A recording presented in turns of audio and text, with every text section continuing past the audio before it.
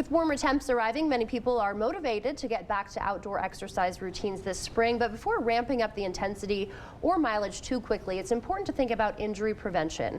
We're joined this morning by Andrew Jagim, Director of Sports Medicine Research at Mayo Clinic Health System in Crosse, to help us get back at it safely.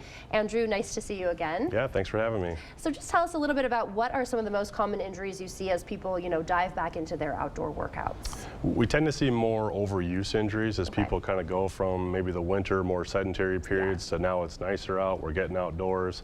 And it's kind of that, again, going from 0 to 100 too quickly, where they didn't quite give their body enough time to slowly accumulate more training load, more activity to kind of best prepare their body for outdoor races or, workouts or whatever we may be doing. Just that it's more nicer outside and you're more active. Right, and what is your advice for progressing mileage and intensity gradually?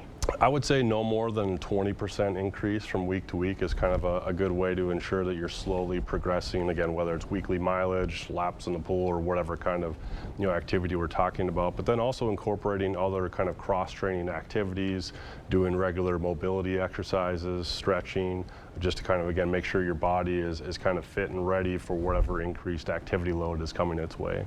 And any red flags, maybe your ankle hurting or your legs are hurting because they're sore versus when it's a serious injury. What are some red flags we should look out for?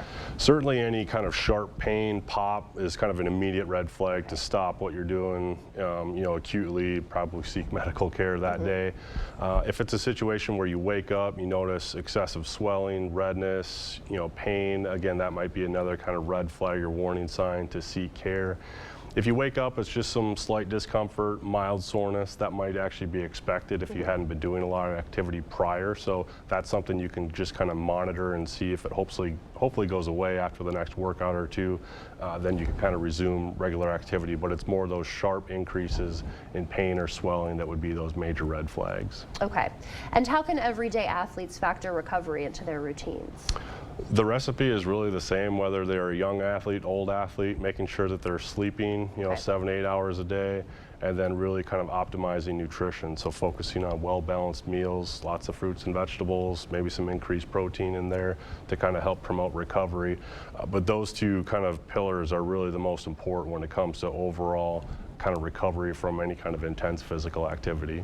And then rest days, do you recommend like 1 or 2 days in a row if you're taking the weekend off? What's kind of the guidance there? Yep, I would say 1 to 2 rest days a week is going to be fine. And again, you can kind of do more of a cross-training style. So if you're a regular runner, maybe one of your light activity days is a day where you're swimming in the pool or on an elliptical machine where you're just kind of switching up the activity a little bit, still getting some activity in, and that actually helps promote kind of an active recovery for the body. So you don't have to completely take the day off and lay on the couch all day. It's still good to move around and be generally active, just maybe not doing the same intense activity day in and day out. Okay, and is there anything else that people should know about preventing injury as we return to outdoor exercise? The biggest thing is just going to be take it slow. Don't sign up for a marathon and then start training 2 weeks before that. So make sure you give yourself a couple months before any kind of big race event like that, where you're slowly progressing the weekly mileage or training load, just to again kind of take it easy and avoid some of those major injuries.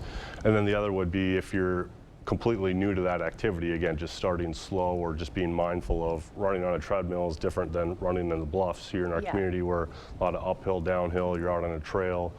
So there's just different issues to kind of pay attention to when you switch things up like that. Okay, great. Well, thank you so much. Some great advice there. Absolutely. All right, Andrew Jagim, thank you so much for joining us.